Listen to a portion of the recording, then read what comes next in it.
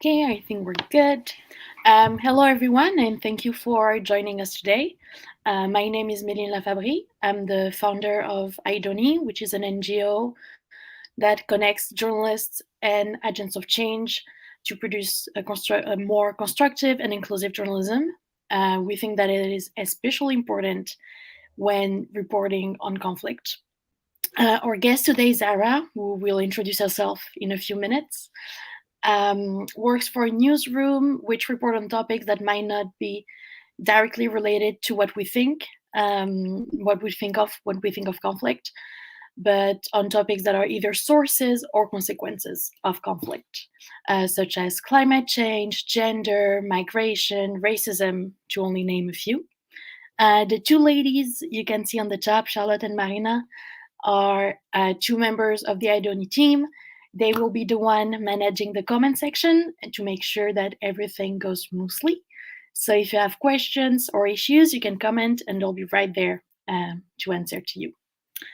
So now, today we'll be talking about diversity and inclusivity and how this help us reporting, telling more about the bigger picture when we report and talking about a more accurate way to present things. So to tell us more about this, we have Zara Salahuddin from NBS The News, who has been kind enough to accept our invitation. Thank you very much for being with us tonight.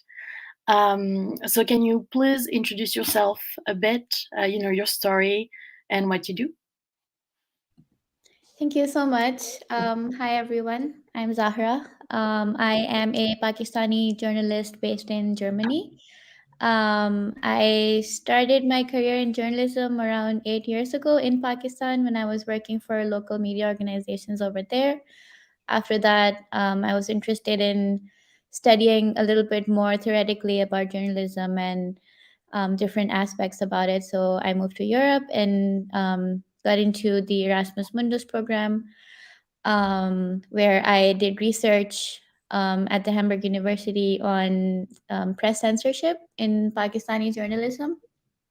From there, I jumped around a bit and joined Hostwriter, which is a network for journalists to easily collaborate with each other across borders. It's a German based organization. We are a nonprofit, and we basically provide a platform for journalists all over the world to use our website to connect with each other and work on stories. We want to enable more collaborative work in journalism because for us it's been a mission that journalism should not only be like a lone wolf kind of situation, but more we feel that quality journalism is through collaborative work. So I've been with Hostwriter now for around 4 to 5 years. And we recently started, over a year and a half ago, we started our own newsroom called Unbiased News, and we've published over 40 stories by now.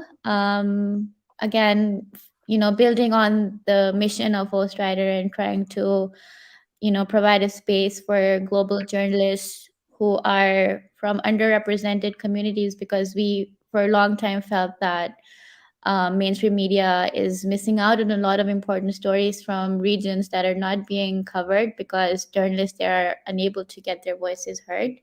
So that's pretty much been what Unbiased News has been all about, with the kind of stories that we're publishing. And yeah, that's us. Thank you. That is a good introduction. But before we get a bit more into these details, I think it would be good if we could define the words diversity and inclusivity, inclusion, because they are different. See if one can go without the other. So, you being a specialist in this topic, could you define diversity and then inclusivity for us, please? Yeah, sure.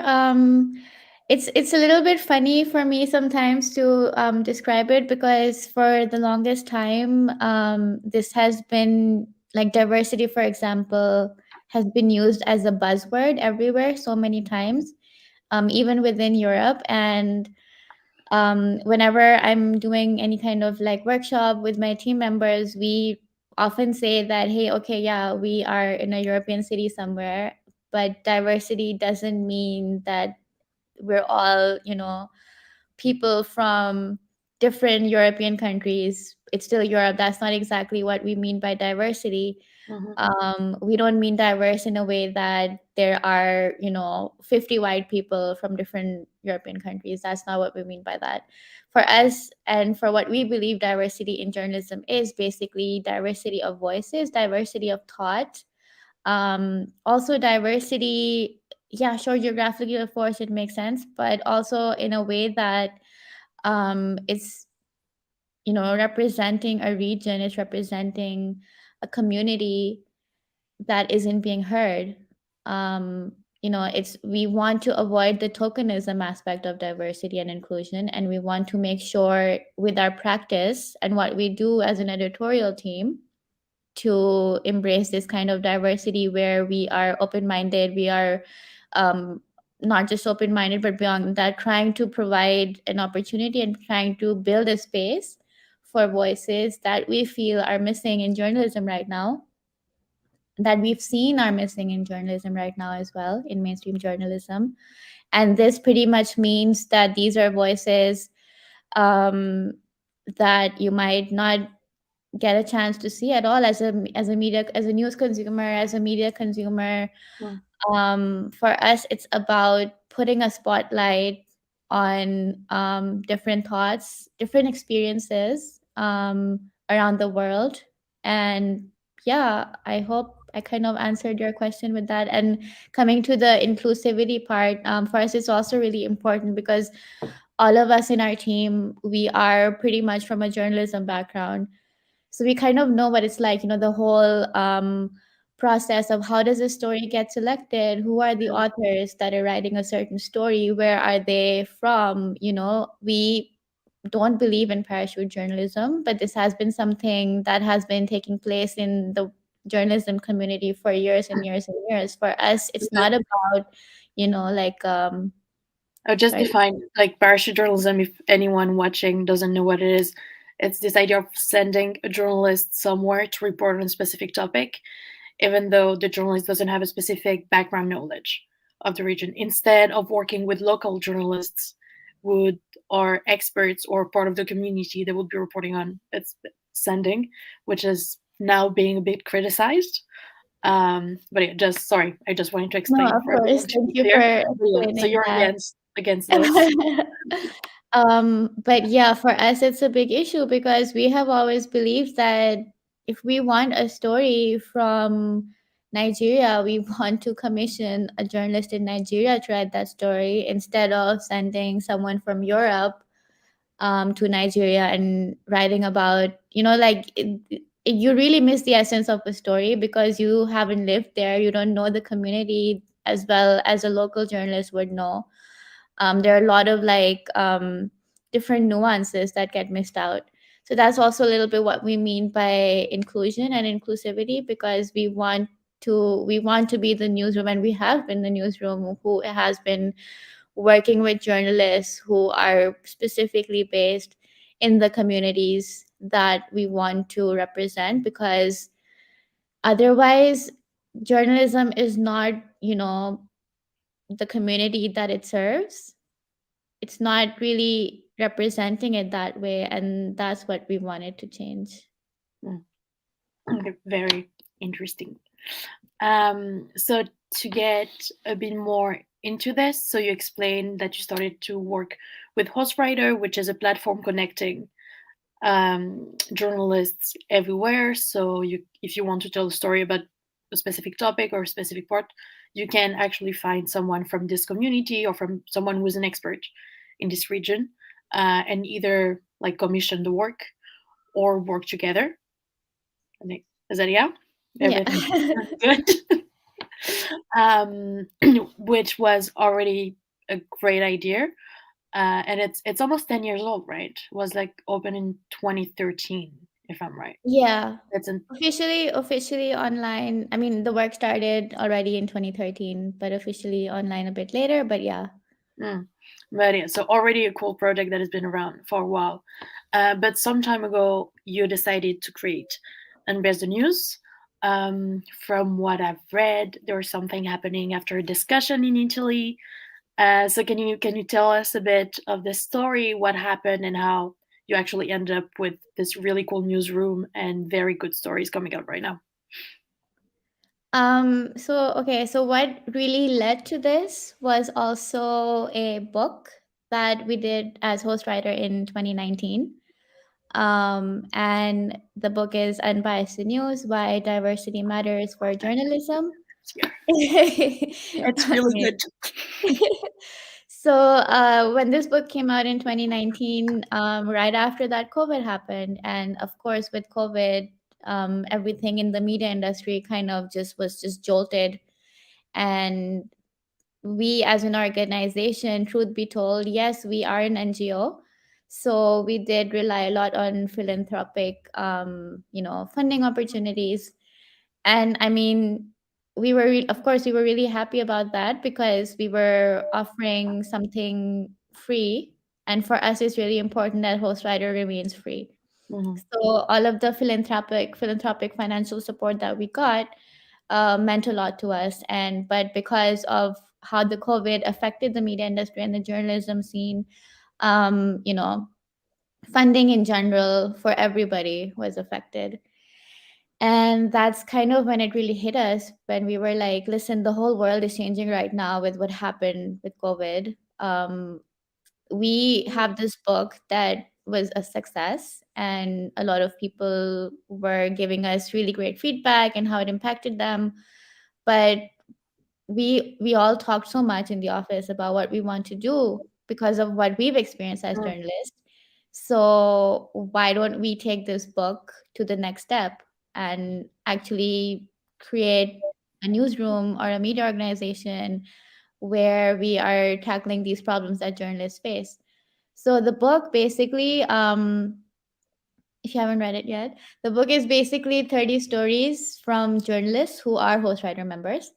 And they sent us pitches, and our team selected their pitches, and they all talked about, the structural barriers that they face as journalists all over the world. So we have stories from journalists who are based in India, UAE, South Africa, US, a lot of countries, pretty much, like Philippines, you name it. You can find a really interesting mix of journalists who have written stories that affected them in their careers as journalists, but in their own communities. Because with this book, we wanted to highlight what the global journalism scene is like at the moment. So we wanted journalists to just open up to us with their articles and tell us what exactly are the structural barriers that they're facing. So when the book was released, and then when COVID happened, we were like, okay, we know what the structural barriers are. We have heard from so many journalists, and then also journalists who are not in the book, who then reached out to us and told us the problems that they face in their community as journalists.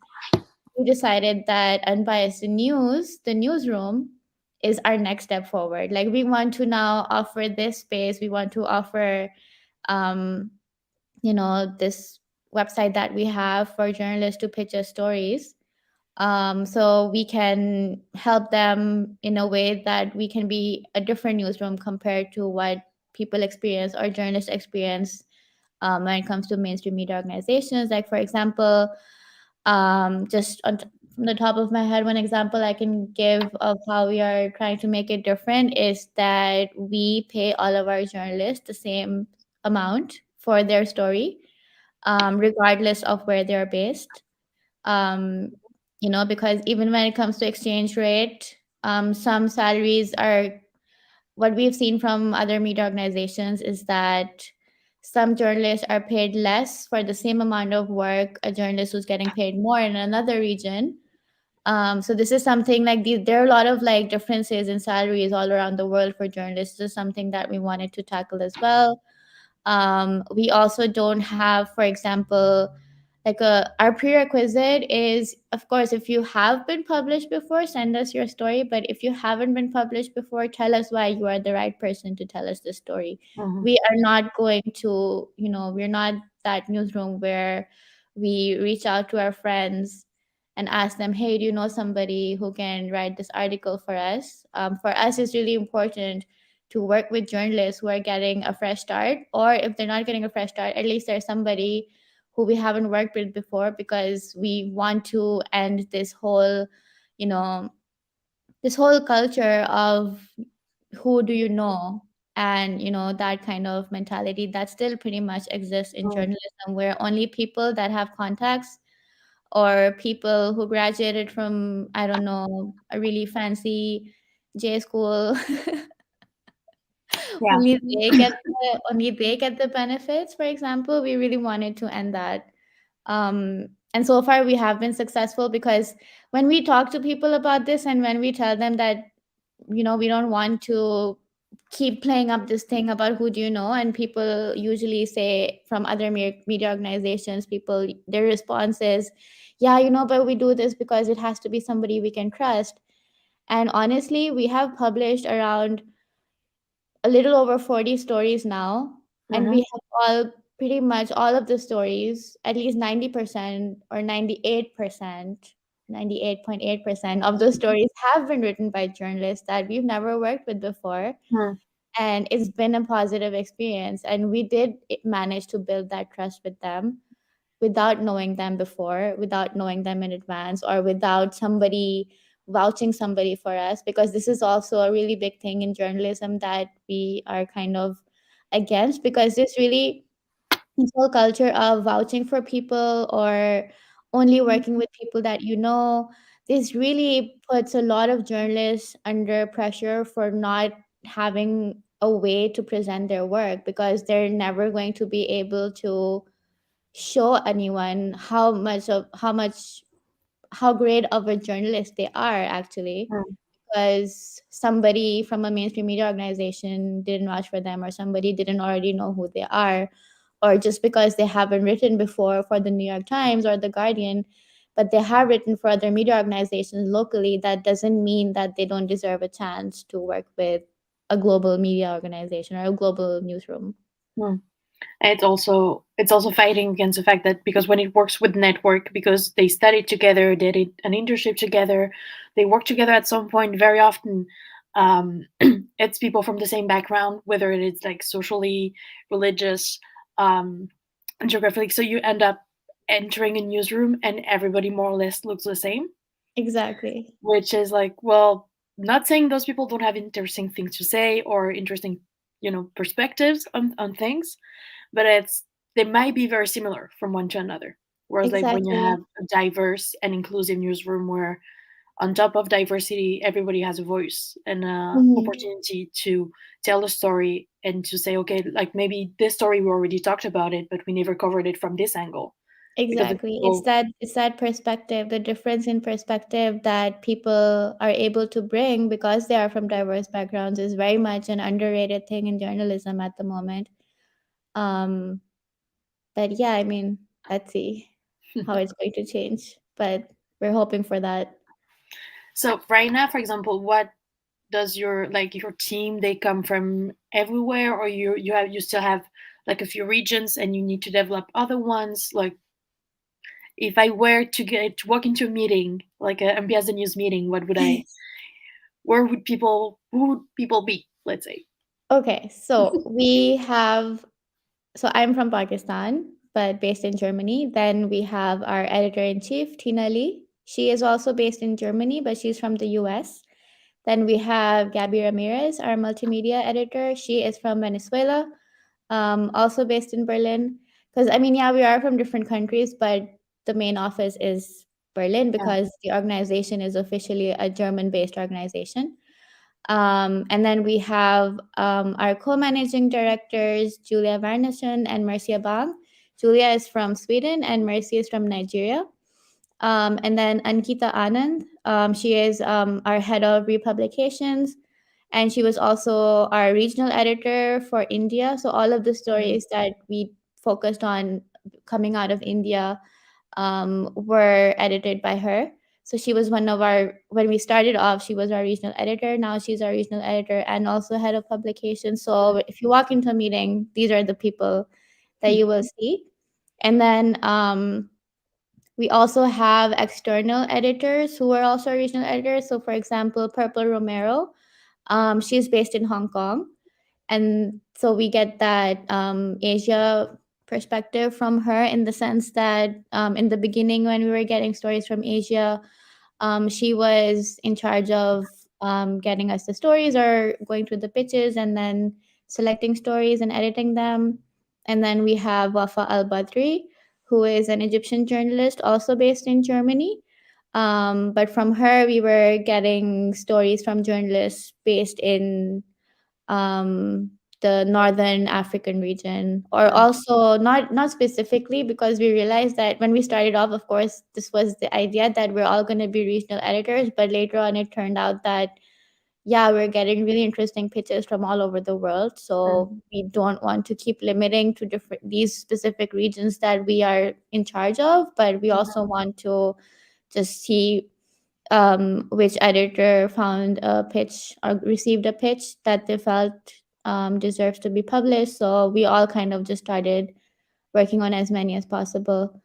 But with the Sinking Cities project that we just launched, Purple and Wafa were also Can very you much just explain involved. a bit more because it's a big project. It's Yeah. on the fringe, so maybe introduce briefly before getting in. It's yeah, we're still kind of reeling from that because Mhm. it was a 6-month investigation that all of us worked on, and we're a really small team. So it really, towards the end of it, we were all pretty much like, wow.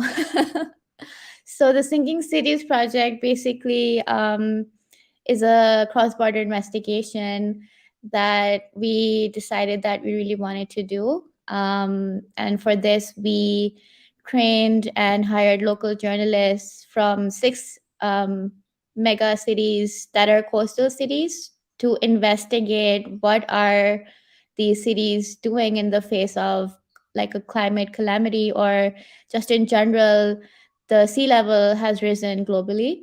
So, what are these coastal cities doing to deal with sea level rise? So, the cities that we chose are Karachi, Pakistan, Alexandria, Egypt, Dublin, Ireland, Rotterdam, Netherlands, Lagos, Nigeria, and Dhaka, Bangladesh. These are the cities that we are looking at, and our journalists worked on these stories for around 6 months to do research, speak to officials, as much as they can kind of understand and do a deep dive. And not just that, okay, these cities are going to sink in the next 50 years. That's not just the gist of it, but also how are the communities affected? What is the thought process behind how people are dealing with this? For example, like in Karachi, for example, the article is about how there's how class structure plays a huge role in a climate disaster. Looking at how the government, or like developmental um, companies, basically companies that are involved a lot in real estate.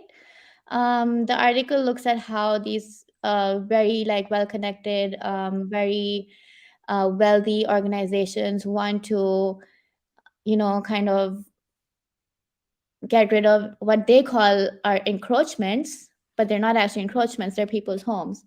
No. But they want to get rid of encroachments so that they can continue with their grand, big developmental projects regarding real estate in a city that's already sinking. So the Karachi story looked at this, but at the same time, the Rotterdam story brings a different perspective, which is talking about how they have been very successful in avoiding future calamity or dealing with what's going to happen with sea level rising, because they have worked, so they have had like really really well thought out plans to make Rotterdam survive.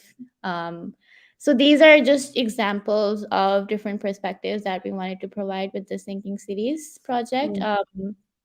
I would urge you all to check it out online. So far, the feedback has been really interesting because a lot of the stories we already managed to get them republished. Um, so, like for example, the Dhaka story was republished in a Bengali newspaper, and the Nigerian story has been republished in a lot of different local Nigerian newspapers or online media. So we're trying to get as many more republications as we can, to spread the word about what's happening, because it's not like it goes beyond just these six cities. Like that was also the whole point, to just learn a little bit more about what could happen. Also trying to, for us, it was also important to provide that non-European perspective, even though two of the cities are European, but we also wanted to look at that because we feel that there's a lot of underrepresentation in climate Mm. journalism as well. Yeah. So we wanted to pick journalists also, who have written or wanted to write about climate but were underrepresented. So with this project, we wanted to really kind of get that out there and make people understand that these are also cities that are dealing with so much that are not really focused on that much and Mm. should be. Um, so yeah. Okay. Let's say I'm a journalist and I want to work in an inclusive and diverse newsroom, because you're also a trainer in diversity and inclusivity. So you go into newsrooms and meet with like media professionals to teach them how to do that better and implement those kind of values in their everyday work, which is really cool. But could you tell me? So yeah, I'm a journalist. I'm looking for a new place where I could work, and I want to work in this kind of inclusive environment. So what are things that I should look out for? How do I make sure that where I go, um, this would be implemented? That's a really good question.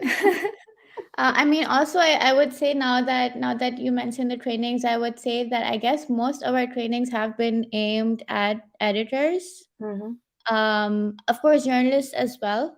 We've done these trainings at, for example, conferences and things like that as well. So for us, I guess the main audience for this was editors, for them to know what to do to make themselves more diverse Mm-hmm. and inclusive. Because a lot of the times, usually when we talk about this with people, they're like, yeah, we want to, but we don't know how. Um, so as a journalist, I guess I would really recommend journalists to, for example, have a conversation with the editors that you're going to be working for. um you know just have an honest discussion about, like, for example, get to know the team, get to know how many people are working where, in which department in the newsroom. Also, just a little bit of research about, perhaps, because this is something that we think about a lot, like, for example, in Germany, in the media sphere, it's usually, white male of a certain age group that are calling the shots. We So all went to the same schools and such. yeah, and they belong to a certain age group, they belong to a certain pay group, they belong to a certain race. These are things that have been very, and there was also research done by the Reuters Institute about this, Yeah. about how globally, or okay, I don't want to like misquote anything, but looking at figures in Germany, are also looking at figures in the UK. Majority of the top leadership or the top editors in media organizations are white men. Mm. So when you're looking for a newsroom that you feel would be more diverse and inclusive, I would perhaps at least start with seeing how many women work there. How Mm. many of the people working in that newsroom come from a migrant background? And if there are people from a migrant background there, what positions do they hold?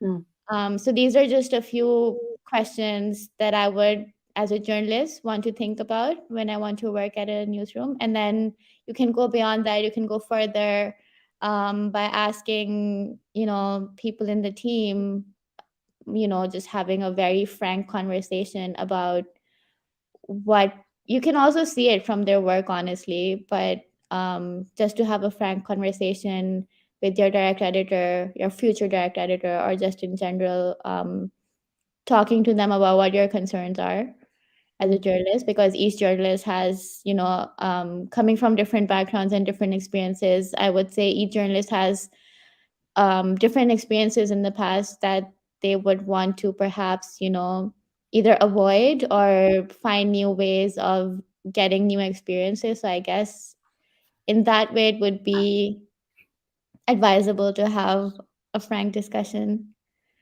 But yeah, things to, as I said before, things to really look out for is, I know it sounds really basic, but it is something that is missing. And Mm, yeah, it would help to see how many, what kind of gender diversity is in a newsroom, how many people are from a migrant background, how many, stories that are covered in the newsroom are representing these communities, for example. mm, And, it also comes to how you feel about who you are as a person and how much you want to cover as a journalist and what you want to cover, how much of that is being focused on in this newsroom, for example. mm. Thank you. Okay, so you said that your trainings are more directed to people who might implement themselves, like make their newsroom or this. So, like, could you tell us a bit more about this without making like a whole training that I'm guessing takes a few hours usually? Um, but like briefly, I have a high responsibility in the newsroom, or even I'm just a journalist between others. Like, how can we make it better? So to start off with, uh, we usually tell people to not be a jerk. And what I mean by that is, really like to have a little bit of compassion when it comes to the people that you're going to be working with, and give people a chance, really. Don't just write someone off from the beginning because, oh, you feel like you don't have time, you have to work on a new story needs to come out tomorrow. So you're just not really there mentally Mm, to, have conversations with journalists, for example, that you might have not have worked with before. So for us, it's a really like a thing that take the time to find journalists, but also the journalists that you're already working with, don't be a jerk, and also kind of work with them together. We do this with our journalists as well. For example, like if we have already commissioned a story, we're not going to be like, okay, cool, this is your topic, this is what you're working on, see you in a month. No, we don't do that. mm, We, even if it's a journalist we don't even know, we have, for example, Zoom calls with them every other week, or as many calls as they would like, because for us it's a really important process to work with the journalist. Of course the journalist is already working on it, but for us it's really important to get, like, check-in meetings to see how the person is doing, what shape is the story taking in, what we can do as editors to help the journalists if they feel that they're stuck at some point, instead of just, leaving them be, and then, you know at the end of it, having just, like no idea how the journalist went through to get the story done.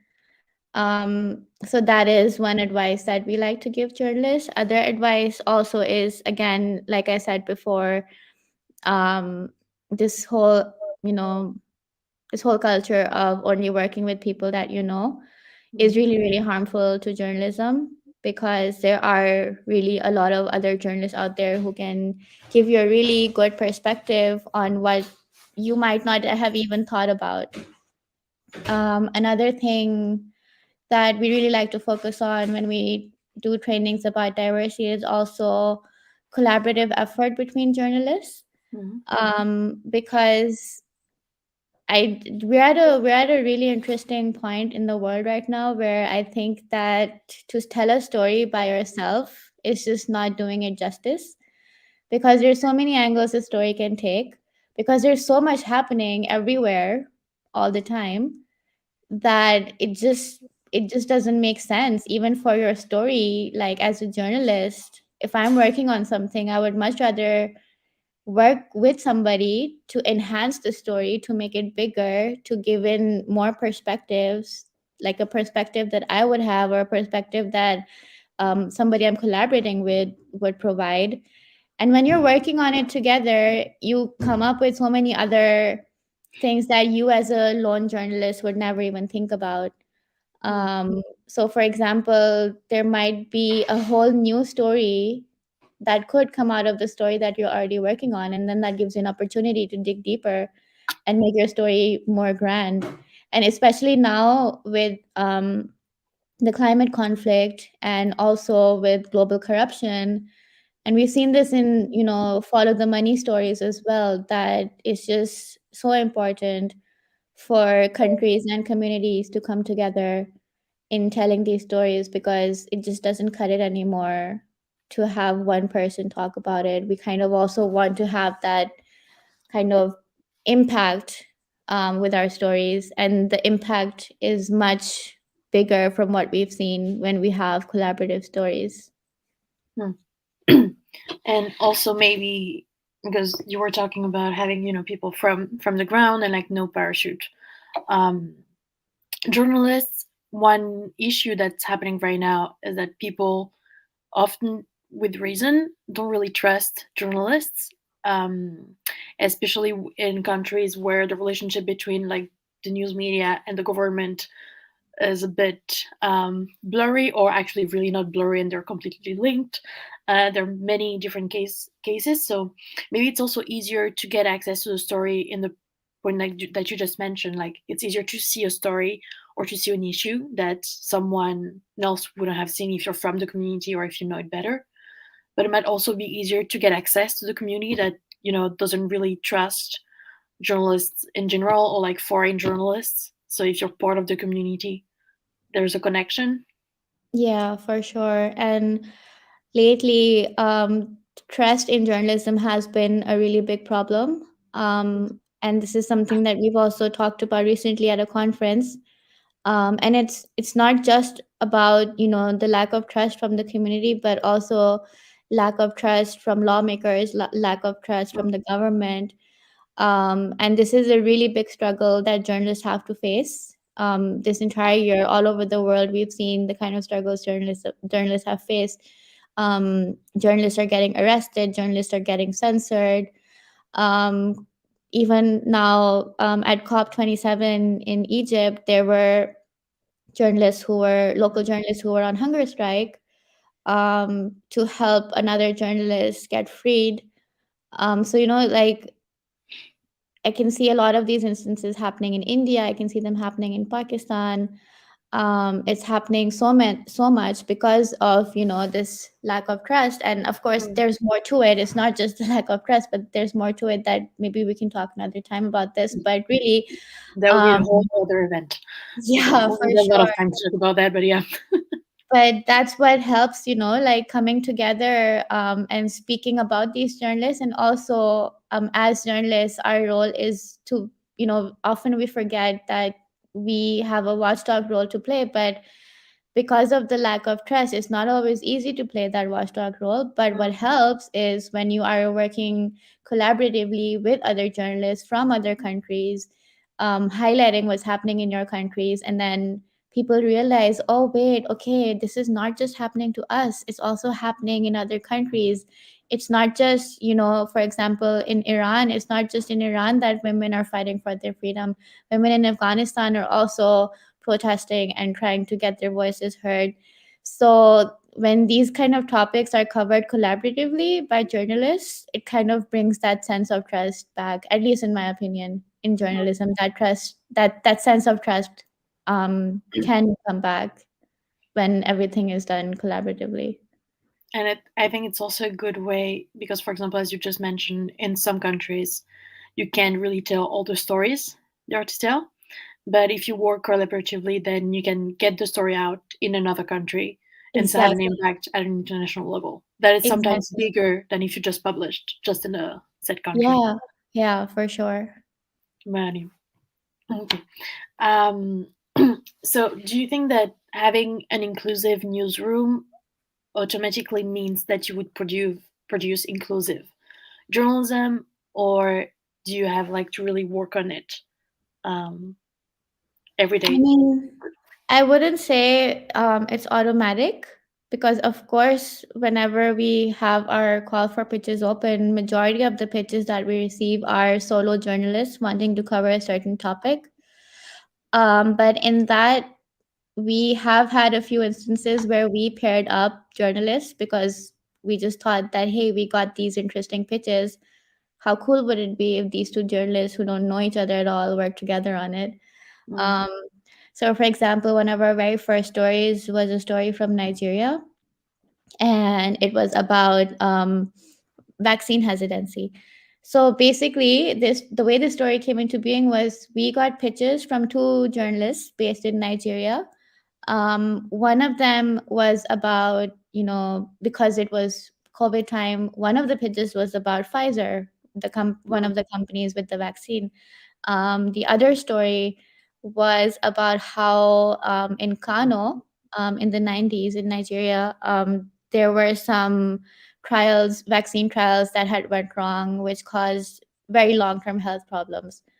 So we asked both the journalists that, hey, why don't you two collaborate on this story together? And that led to the story that is out now called Vaccine Hesitancy.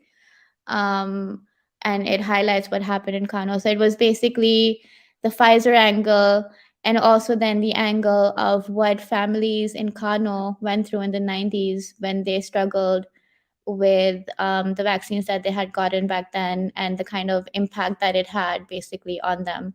So, because of those two different ideas, this one story that we released became a much more impactful story. mm, So this is like just one example of how we try as much as we can through our stories, even from the pitches. Like whenever an opportunity presents itself for us to tell journalists that, hey, we liked your pitch, but we would like you to work collaboratively on it. um, it has worked in our favor in that way, and it we obviously try to make sure that it's also like a positive experience for the journalists mm, also, and they're not just being like forced into working on a story together. So we do have check-ins with them to make sure that everything is going the way that they want it to go, and in the end, it also changes their mind a little bit. If they haven't worked on collaborative stories before, it kind of helps them also get rid of the hesitancy of working together or working on collaborative stories together. mm. And then even if they don't work for you for the next stories, they can still, implement and Yeah, put for together sure. the same things. So yeah, as we mentioned at the beginning, you don't work like on conflict directly, or not only that it's not the main goal of your newsroom, but like all the topics are very related to all kind of conflicts, whether they are like armed and very visible conflict, or like the kind of conflict that is not really covered, because it's happening not just today, but like every day, and it's harder to see something that it's progressive, um, and a bit underground. Like, how do you think that the kind of journalism you're producing and the fact that you have like different perspective helps actually bringing light to this kind of issues that come out of conflict, or that might influence the next conflict that are going to happen within next year? I don't know, climate change and all the migration problem and energy problem that it's going to cause, or where um, I don't remember which city you were talking about, but you had like the capitalist and classist issues that were impacting the fact that nobody was doing anything for the city, and that's why it was sinking. So like all those topics that made big conflicts, but it's before we get there, it's good to understand them. That was a long question with a lot of information. I'm sorry. Yeah. I mean, I would say it's really hard to say what um, impact these stories would have on future issues because I feel like conflicts in the world right now are evolving on like a daily basis. Um, but for us, I think the thing that is in our minds all the time is to have a conversation going on these conflicts. And I mean, I would say a lot of our stories are about conflicts, but inner conflicts as well. For example, we also take personal narratives. We commission them as well, and this is about people talking about their experiences from the communities that they belong to, which could count as inner conflicts. So for us, the whole idea is to sort of make people understand that If you ever feel alone, you're not alone in thinking these thoughts, but also, for example, mental health is something that we like to cover frequently. Mm, We haven't done it as much as we would like to, but we try to highlight it as much as we can because we feel that's a conflict. We've done a few climate stories, but Sinking Cities project has been our biggest. mm, Um, and then we also had this really beautiful story called Syria's Poisoned Earth, which was a result of a conflict. So this was about how the war in Syria, after so many years, has affected the soil and the land in Syria so much that it's completely poisoned it. And this was something that is not, reported on that heavily because this is like a post conflict kind of a yeah. story. So, I mean, we want to keep doing these stories because I feel like, again, this is bringing in a perspective that not many mainstream media organizations are focusing on at the moment. But our thing behind our main idea behind this is also that it stays with people, and then it gives them an opportunity or it gives them a way to relate these stories to something that they have already seen or experienced in their lives. Because unfortunately, these conflicts are taking place in one way or another all over the world. Mm, And for us to highlight or put a spotlight on a certain region is to also, in a way, do that for other regions because then when people read our story, they're like, oh, I didn't know that. That's interesting that that country is going through this because so did my country, like that mm, kind of thought process. yeah. And it's also like, I'm thinking about your example about Syria.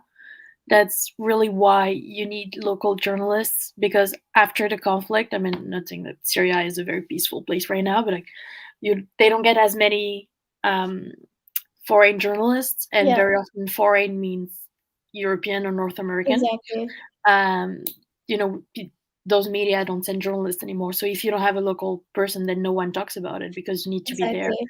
Yeah. and those are like long-term effects that you can see. So yeah, very interesting. Okay, we have 10 minutes left.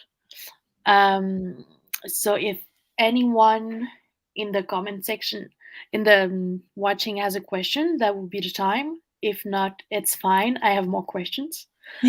Uh, but yeah, if anyone wants to come back on a specific point or something really different that we haven't talked about, um, and that we could, maybe if people want to think about, I have a question about accuracy. And like, how do you think, what's the relationship between having a more inclusive journalism and being more accurate in the way we report on the world, and everything that's happening? Accurate in what sense though? Like because accuracy can relate to so many different aspects of a story. Do you mean mostly like vetting a story for if I it's like a mean, real story or a fake story? Do you mean in that way or? no, I mean in a way that it's as close as possible from what's actually happening on the ground, Mhm. taking into account all the perspectives and situations and all of this. Is that Yeah, yeah? for sure. Because what we've seen many times with parachute journalism is that what leads to it is that people who are traveling to another country to report on a certain aspect or a community, they are so much focused on being in a new environment, and they're so much focused on quickly getting the story and getting out of there and going back to their country that they miss out on that whole experience of, when as opposed to someone who belongs to the community, they have a longer time to work on the story because they are based there. So they know that they can go back every day to speak to a source, for example, instead of Mhm, just speaking to a source for one day and then leaving the next day. So when it gives you an opportunity, when you're a local journalist, it gives you an opportunity and the time and the freedom and the confidence to build a relationship with your sources in your story that a foreign journalist may not be able to do in a brief period of time that they've been given to work on the assignment. Because at the end of the day, newsrooms, especially newsrooms that are doing breaking news, they are focusing entirely on news cycles. So the way journalists are going to other regions to cover stories is very much dependent on how much time they have and what is their deadline. Mm, Um, which is why it's also really important for us at Unbiased News to kind of bring back that culture of long form journalism and what we like to call slow journalists, mm. because we are slow journalists. We're not breaking news journalists, even Can though we can are you very much define? involved in. Could you define slow journalism? A quick Yeah, I mean little. by slow journalism, I just mean long form journalism Mm, because we take months to work on a story or weeks to work on a story instead of churning out a story in 3 days or one day. mm, Of course, our lives are very much impacted by what's happening in breaking news, and we are all very much always discussing that in our editorial meetings. But our approach to breaking news is also that once something happens, we want to take the time to deep dive into it, and see what impact that incident had, mm. what is it leading to, and how did it affect the community, and how will the story affect the readers. Um, so yeah. Yeah, that's good. That works for me. One of the reasons that we often see to say like um, that people use to explain why they work with parachute journalists, what like they work a bit faster path, is because they say it's more expensive, Hmm. expensive in money and in time, to go look for local journalists and stuff like this. Um, I'm guessing, and because the news, I mean, I hope you have a lot of money that you don't know what to do with it and you can work with everyone you want, but I'm guessing that's not the case. Oh Uh, gosh, this is like, oh, this is such a touchy subject for all of us mm, because, I mean, in a way, we are saving money by not sending somebody mm, to different countries. So we get to hire somebody who's already there. Um, but yeah, when it comes to funding, and this is like I've spoken to friends at other media organizations as well who are also indie newsrooms. We are all kind of in the same boat right now, which is starting to get holes in it because there are a lot of problems right now in the way media is funded. mm, And this is something that we have been struggling with every single year. Especially more, we felt it more after COVID happened. So 2020 onwards, this feeling was more intense. This feeling of not knowing if we're going to have money next year or not. And I'm being very frank, but this is basically how we are surviving. This is a thought mm, that we have at the end of every year that, oh God, okay, what is the next quarter going to look like for us mm, financially? Um, because really, like what's missing right now, and what we really need at the moment, and I'm sure other newsrooms can relate to this, is that we really appreciate project funding, yes, of course, because it helps us float. But we want to be at a point where we get, funding that is beyond project funding, mm, and funding that just allows us to do the stories that we want to do and the work that we want to do, so that all of our energy and all of our team power is not spent on a specific project that we got funding for, but to do work beyond that project. And a lot of a lot of the times, this is something that we struggled with. But at the same time, we are honestly very appreciative of the funding that we do get, despite it mm, being project based. But we are also not giving up that easily because mm, the whole mission behind Host Writer and Unbiased News is something that all of us in our team collectively feel so strongly about, that we are going to as many lengths as it takes to get funding for it, because we want to keep this going. And we all know in our hearts that this is something that will make an impact in the field of journalism. And we Mm. have seen it happen. Also, because we have a really cool indie media alliance that we started when we reached out to independent newsrooms around the Mhm. world, um, to have like a partnership with them for republishing. So they Oh. republish our stories, we republish their stories when they ask us to. Mhm. And of course, we don't charge anything for this. It's free. If anybody likes a story on our website and you want to publish this on your newsroom, please reach out to us, because that's basically our way of, having a collaboration with other newsrooms as well, because we all know what newsrooms are going through Mm. um, financially. So we want to help enhance each other's message, each other's stories from different regions, because that's basically what storytelling is in a way. um, Spreading the word as much as we can. So we have had newsrooms who have republished our stories, we've republished theirs, and this has helped us make an impact, and get our name around as much as we can. So we've done that, and now we're just trying as hard as we can, applying for funding as much as we can. And so far, funders have believed in us, and we are trying as hard as we can to keep providing the work that will make them continue to believe in us. I think you're doing a pretty good job at it. But it's also showing that, as I was saying, one of the main excuse that news editors or people with responsibility in the media um, to not work with local people is that, yeah, we don't have the money, we don't have the time to look for them, but it's actually cheaper because you don't have to send anyone. But maybe Exactly. it takes more time to create the local network. For sure, yeah. Which is something that we've worked really, really hard on already with Hostwriter. Mm. We had a network. Like right now, our network is over 6,000 journalists from all over the world.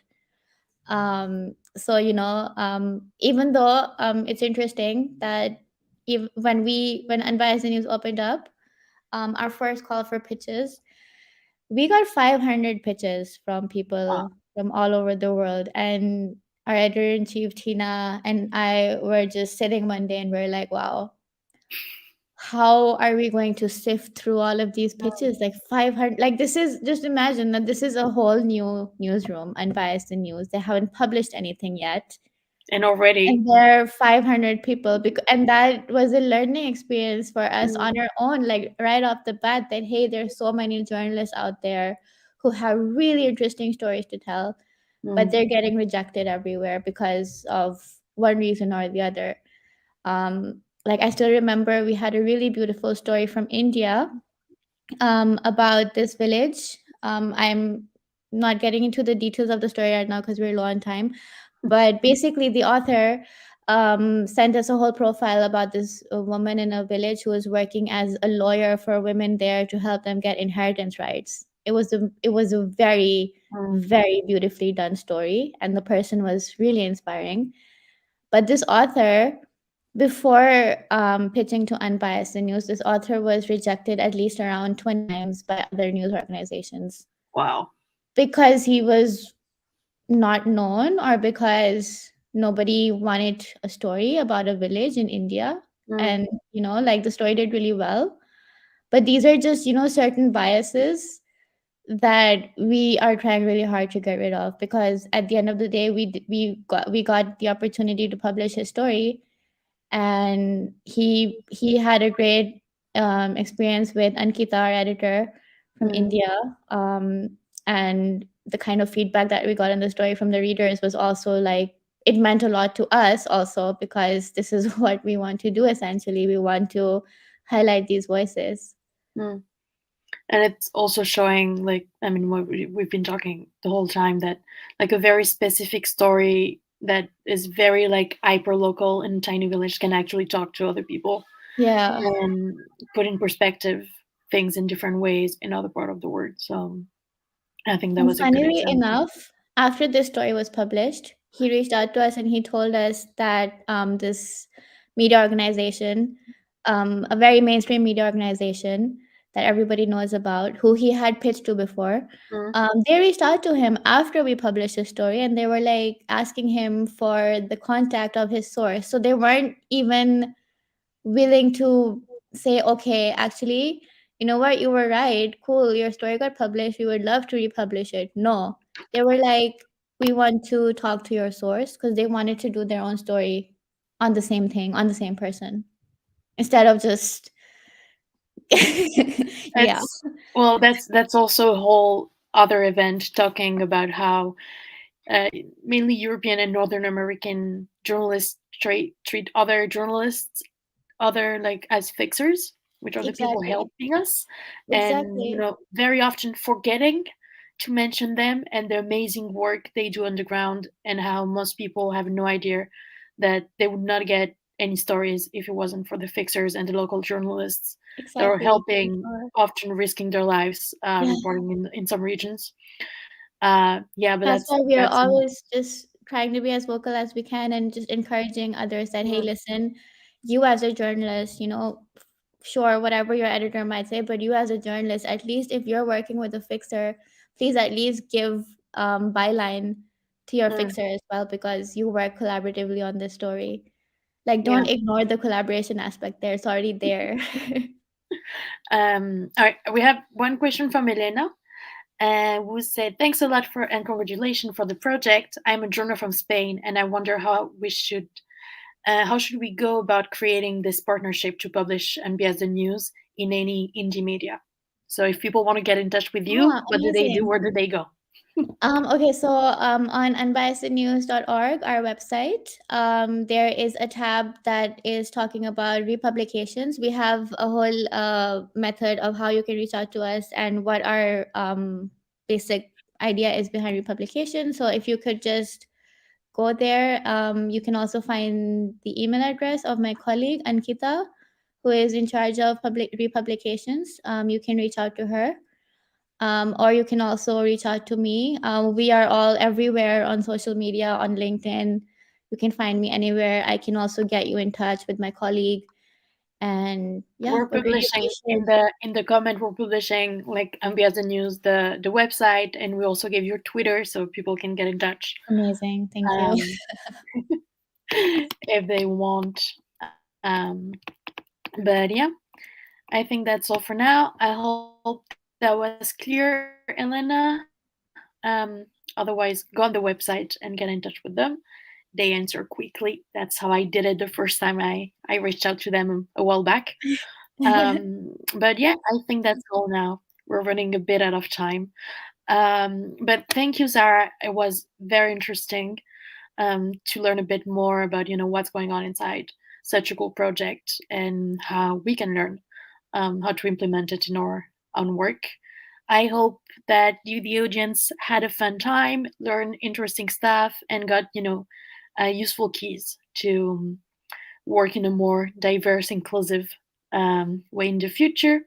Uh, Also, we already talked a bit about it, um, but I always ask people if they have like a reference or a good tool that's useful on their topic, and yours was this one. Yes.